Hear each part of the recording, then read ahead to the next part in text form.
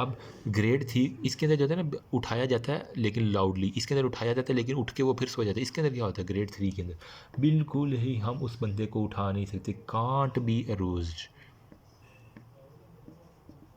ठीक है। Deep tendon reflex जो होता है ना वो सारे का सारा एब्सेंट होता है। कॉर्नियल रिफ्लेक्स जो होता है ना उसका सारे का सारा वो भी एब्सेंट होता है, ठीक है। साइनोसिस हुई होती है इस बंदे को साइनोसिस हुई होती है, इसके अंदर क्या होता है स्लो होता है, शैलो रिस्पायरेशन हमारे पास सारी की सारी हो जाती है, ठीक है।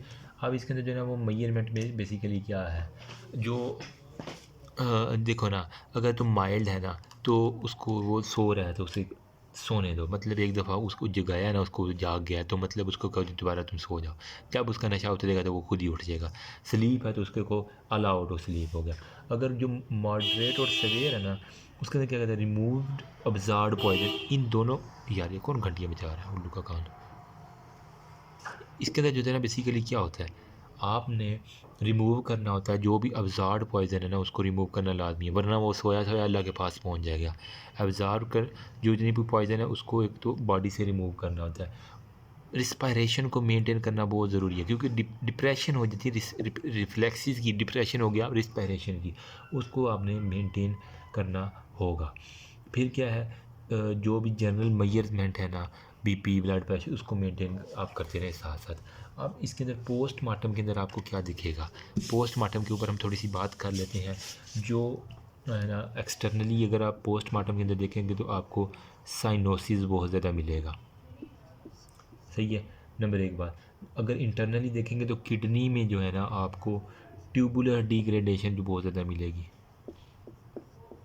डिग्रेडेशन ट्यूबुलर डिग्रेडेशन जो है ना वो बहुत ज़्यादा मिलेगी। लंग्स ब्रेन प्लस जीआईटी जो होता है ना वो हमारे पास बहुत ज़्यादा कॉन्जेस्टेड होंगे।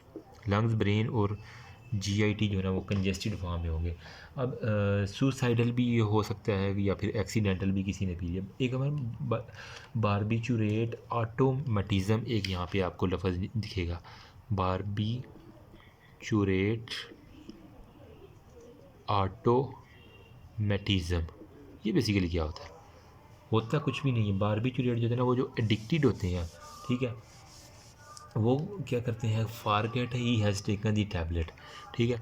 मतलब जो एडिक्टिव होते हैं ना उन्हें जो है ना वो थोड़ी थोड़ी जो है ना वो टैबलेट दी जाती है जिसके अंदर बारबिचुरेट होती है, लेकिन वो क्या करते हैं क्योंकि उनका डिप्रेशन हुआ होना होता है तो फारगेट करते हैं उन्होंने मेडिसिन ली है और वो हद से ज़्यादा जो है ना वो मेडिसिन दोबारा फिर मेडिसिन ले ली, फिर वो भूल जाते हैं, फिर वो एक दिन में एक टाइम में मतलब 3 दफ़ा कोई मेडिसिन उन्होंने ले ली है, ठीक है। तो रिपीटेडली जो है ना वो लिए जिसकी वजह से जो है ना वो टॉक्सिकेशन जो होता है ना वो टॉक्सिक इफेक्ट आ जाए जिसके हम कहते हैं बारबिचुरेट ऑटोमेटिज्म हो गया। बस ये सारे का सारा था all about barbiturate. If you have any query आप till now you can ask me. यार जितना मुझे आता था मैंने समझा दिया, बाकी आप बुक से पढ़ेंगे इंशाल्लाह cover. Thank you so much, अल्लाह हाफिज़।